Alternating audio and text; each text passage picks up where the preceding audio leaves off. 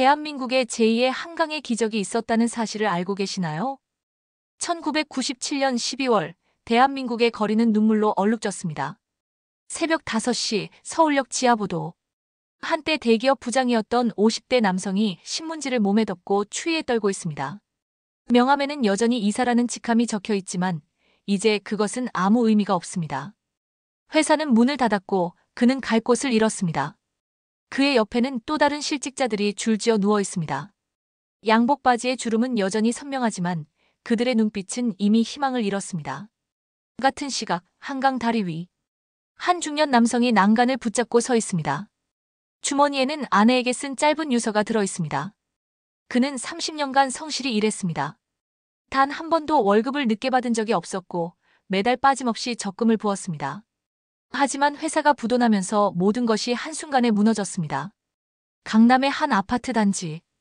이른 아침부터 부동산 중개소 앞에는 금매 딱지가 붙은 매물 광고들이 빼곡합니다. 10억에 샀는데 이제 5억도 안 된대요. 은행 빚은 어떻게 갚아요? 한 주부의 절규가 단지를 울립니다. 부동산 가격은 매일같이 폭락했고 사람들은 패닉에 빠졌습니다. 학교에서는 더 가슴 아픈 일들이 벌어졌습니다. 선생님, 저 이제 학교 못 다녀요. 한 고등학생이 담임 선생님 앞에서 고개를 숙입니다. 아버지가 실직하면서 학비를 낼 수 없게 된 것입니다. 선생님의 눈에도 눈물이 고입니다. 이 학생만이 아닙니다. 한 반에서 서너 명씩 학교를 그만두고 있습니다. 은행 앞에는 예금을 찾으려는 사람들로 장사진을 이뤘습니다. 제 돈 돌려주세요. 평생 모은 돈이라고요. 노인들이 은행 직원을 붙잡고 울부짖습니다. 하지만 은행에는 돈이 없습니다. 뱅크런이 시작되었고 금융 시스템이 무너지고 있었습니다. 거리 곳곳에서는 폐업 현수막이 펄럭였습니다. 30년, 40년 가업으로 이어온 가게들이 하루아침에 문을 닫았습니다. 아버지 죄송합니다. 제가 가게를 지키지 못했습니다. 3대째 이어온 식당을 폐업하는 날, 한 중년 남성이 돌아가신 아버지의 영정 앞에서 무릎을 꿇습니다. 신문의 헤드라인은 매일같이 절망적이었습니다. 실업자 100만 명 돌파, 기아자동차 법정관리, 대우그룹 부도 위기, 원달러 환율 2,000원 돌파. 숫자들이 차갑게 현실을 말해주고 있었습니다. TV에서는 연일 비보만 전해졌습니다. 대한민국이 IMF에 구제금융을 신청했습니다. 아나운서의 떨리는 목소리가 전국에 울려 퍼집니다. 그 순간 대한민국의 5천만 국민은 경악합니다. 한강의 기적을 이룬 나라, 올림픽을 성공적으로 개최한 나라, 세계 11위의 경제대국이라던 나라가 국제통화기금에 손을 벌려야 하다니. 거실에서 뉴스를 보던 가장들의 얼굴이 하얗게 질립니다. 부엌에서 설거지를 하던 주부들의 손이 멈춥니다. 방에서 숙제를 하던 아이들도 심각한 분위기를 느낍니다. 이제 우리는 어떻게 되는 거야? 온 나라가 공포에 휩싸였습니다. 그리고 그날 밤 한강 다리에서 또 한 명의 가장이 스스로 목숨을 끊었습니다. 유서에는 이렇게 적혀 있었습니다. 사랑하는 내 가족에게 아빠는 짐이 되고 싶지 않았어. 아빠가 정말 미안하다. 1997년 11월 21일. 역사는 이날을 잊지 못할 것입니다. 대한민국 정부가 국제통화기금에 긴급 구제금융을 신청했습니다. 필요한 금액은 총 550억 달러. 청와대 브리핑룸에서 흘러나온 이 발표는 온 국민을 충격에 빠뜨렸습니다. 외환 보유액은 39억 달러. 단 일주일도 버틸 수 없는 상황이었습니다. 대한민국이라는 거대한 배가 지금 침몰 직전입니다. 김대중 대통령 당선자는 취임도 하기 전부터 엄청난 짐을 떠안았습니다. 국민 여러분, 이번 위기는 우리 모두의 위기입니다. 그의 목소리는 침통했지만 어딘가 단호함이 묻어났습니다. 원화 가치는 하루가 다르게 폭락했습니다. 아침에 달러당 1,000원이던 환율이 저녁에는 1,500원, 다음 날에는 2,000원을 돌파했습니다. 기업들은 연쇄부도를 맞았습니다. 기아자동차, 진로그룹, 한보그룹. 한때 한국 경제를 이끌던 대기업들이 줄줄이 무너졌습니다. 이제 정말 끝인가? 사람들의 입에서는 절망의 한숨만 새어나왔습니다. 하지만 이 땅에는 남다른 유전자가 흐르고 있었습니다. 임진왜란과 병자호란을 견뎌낸 저력, 일제 36년의 수탈 속에서도 민족 정신을 지켜낸 의지, 6.25 전쟁의 폐허에서 한강의 기적을 이뤄낸 불굴의 정신. 5천년 역사를 이어온 이 민족에게는 위기 앞에서 더욱 강해지는 특별한 DNA가 있었습니다. 1998년 1월 5일 오전 10시. 한 방송국 스튜디오에서 특별 생방송이 시작되었습니다. 국민 여러분, 우리에게는 아직 희망이 있습니다. 진행자의 목소리가 떨립니다. 카메라 앞에서 그는 작은 금반지 하나를 꺼내 보였습니다. 각 가정에 잠들어 있는 금을 모으면 우리는 이 위기를 함께 극복할 수 있습니다. 사랑의 금 모으기 운동을 시작합니다. 처음에는 반신반의하는 시선도 있었습니다. 겨우 금반지 몇 개로 나라를 구한다고. 말도 안 돼. 이게 무슨 소용이 있겠어. 회의적인 목소리들이 여기저기서 들렸습니다. 하지만 그날 오후 2시 방송국 앞 광장에서 기적이 시작되었습니다. 방송국 앞에 첫 번째로 나타난 사람은 80대 할머니였습니다. 우리 어머님이 돌아가시면서 주신 거예요. 박순희 할머니의 손이 떨립니다. 50년을 간직해온 금반지. 시어머니의 마지막 유품입니다. 나라가 어려우면 당연히 내놓아야죠. 우리 손자들이 굶어서야 되겠어요? 할머니의 눈에서 눈물이 흘러내립니다. 하지만 그 눈빛은 결연합니다. 봉사자가 금반지를 받아들며 고개를 숙입니다. 할머니 감사합니다.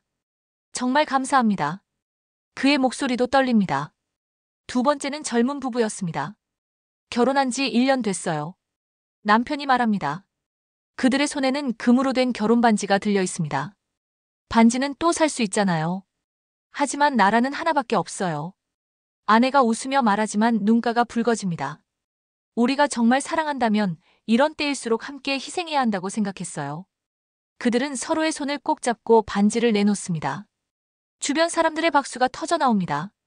오후 3시 초등학생들이 줄지어 나타났습니다. 선생님이 나라를 도우라고 했어요.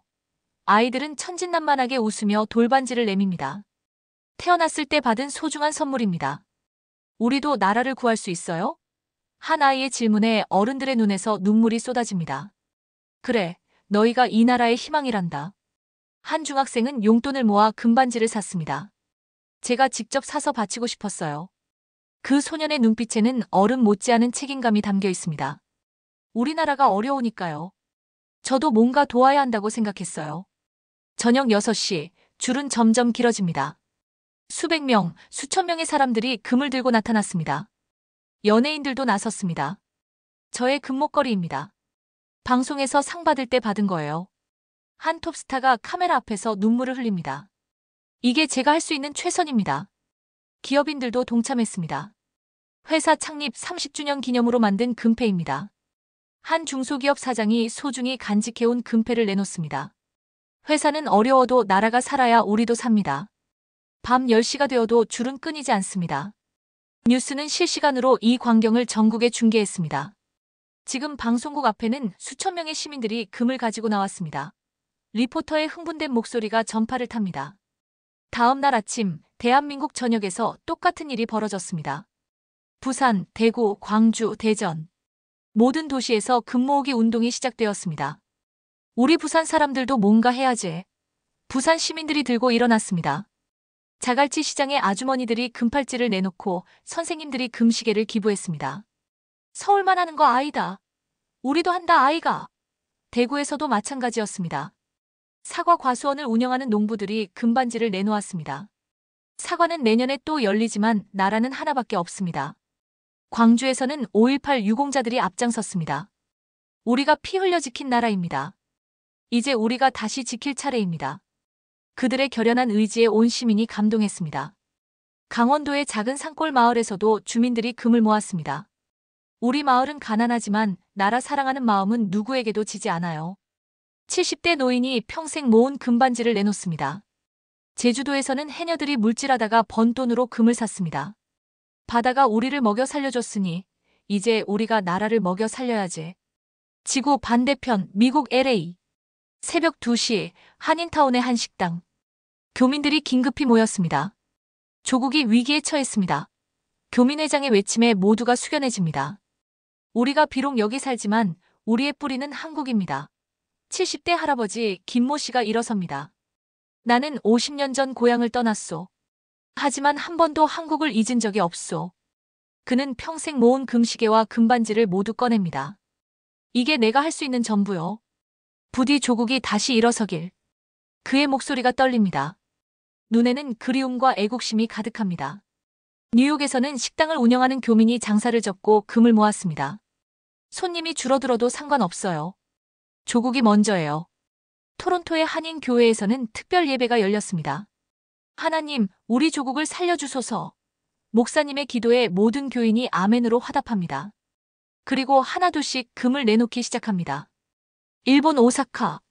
제1동포들도 나서야 합니다. 식당 주인 박모 씨가 동포들을 모았습니다. 우리가 비록 이곳에서 차별받으며 살지만 우리의 조국은 대한민국입니다. 그의 외침에 많은 동포들이 눈물을 흘립니다. 맞아요.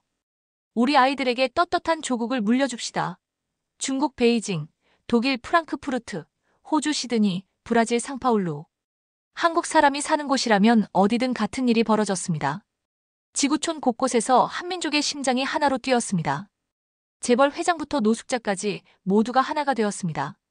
한 대기업 회장이 개인 금고를 열었습니다. 이것은 아버지께서 물려주신 금시계입니다. 하지만 지금은 나라가 더 중요합니다. 그의 결정에 직원들도 감동했습니다. 회장님께서 저러시는데 우리가 가만히 있을 수 없습니다. 중간 관리자들이 자발적으로 금을 모았습니다. 반대편에서는 노숙자들도 움직였습니다. 우리는 가진 게 없습니다. 하지만 서울역 노숙자 대표가 떨리는 손으로 작은 금반지를 내밉니다. 이건 죽은 아내의 유품입니다. 나라를 위해 쓰십시오. 받는 사람도 보는 사람도 모두 울었습니다. 대학 교수들은 연구실에 금메달을 내놓았습니다. 학문적 성취보다 나라가 먼저입니다. 의사들은 개업기념 금패를 기부했습니다. 환자를 살리듯 나라를 살려야 합니다. 택시기사들은 하루 매출을 모아 금을 샀습니다. 우리도 국민입니다. 우리도 할 수 있습니다. 절과 성당과 교회에서 종이 울렸습니다. 이것이 진정한 사랑의 실천입니다. 목사님이 십자가 목걸이를 벗습니다. 예수님도 인류를 위해 목숨을 바치셨습니다. 우리가 이것 하나 못 내놓겠습니까? 신부님도 성당에 금십자가를 내놓았습니다. 하느님께서 기뻐하실 것입니다. 스님들은 법당의 금장식을 떼어냈습니다. 부처님께서도 중생을 위해서라면 기꺼이 하셨을 것입니다. 원불교, 천도교, 대순진리회. 모든 종교가 하나가 되었습니다. 종교의 벽은 없었습니다. 오직 대한민국 국민이라는 하나의 정체성만 존재했습니다. 전국의 초중고등학교에서 학생들이 자발적으로 참여했습니다. 선생님들은 이를 살아있는 교육의 장으로 만들었습니다. 이것이 바로 민주주의입니다. 국민이 나라의 주인이 되어 직접 문제를 해결하는 거예요. 사회 시간에 금 모으기 운동을 다루며 학생들에게 시민의식을 심어주었습니다. 학생들의 반응은 뜨거웠습니다. 선생님, 저도 나라를 도울 수 있어요? 천진난만한 질문에 어른들은 감동을 받았습니다. 이들이 바로 미래의 희망이었습니다. 232일이 흘렀습니다. 그 결과는 전 세계를 놀라게 했습니다. 참여 인원 350만 명, 모금된 금 227톤, 시가총액 21억 달러.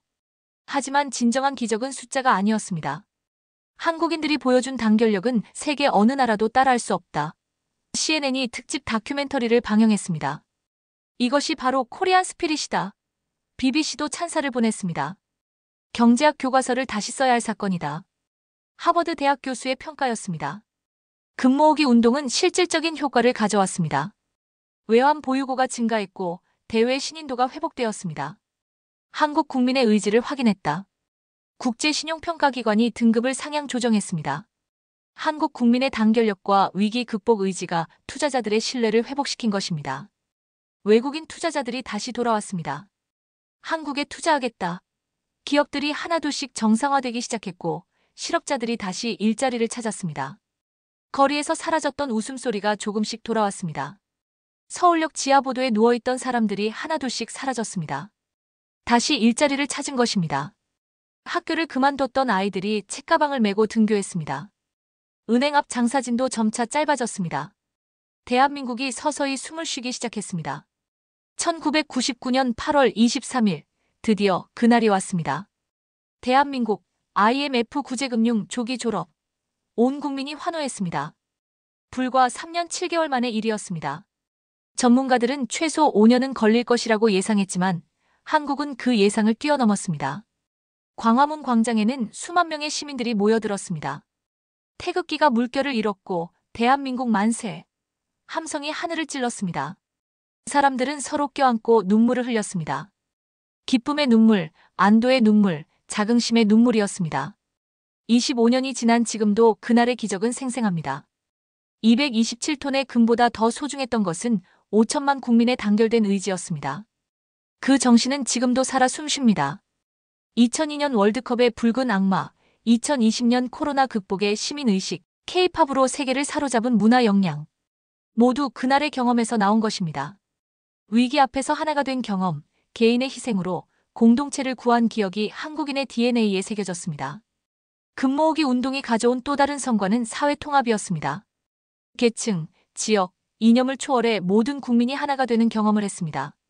부자나 가난한 사람이나 똑같이 자신이 가진 것을 내놓았습니다. 영남과 호남, 보수와 진보가 따로 없었습니다.